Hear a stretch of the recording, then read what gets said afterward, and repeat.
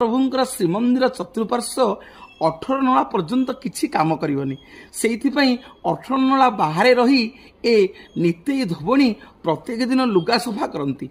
हठात दिने देखिले काउरी कामाख्यारू पितेई सौरिणी नामक जड़े तांत्रिक बुढ़ी गोटे बरगछ उपरे बसी उड़ी उड़ी जगन्नाथ को दर्शन करने को आसुंच।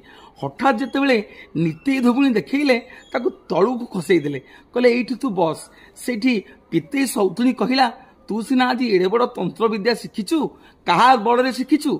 आज नितेई धोबुणी कहते श्रीक्षेत्र में माँ विश्वेश्वरी अच्छा मुझी शरणापन्न ना तू सीना आज गछटा को तले बसईदेलु देखा जो बंध उपर तू लुगा काचुचु जो खंडिया बंध उपर कांथ उपरे ताकू चलैलु। आज नितेई धोबणी माँ विश्वेश्वरी कृपारू चाल कांथ चाल बोली कहला से कांथ चलला। आज भी से कांथ आज्ञा 18 नला पाखे अच्छी जहाँ ना हूँ खंडिया बंध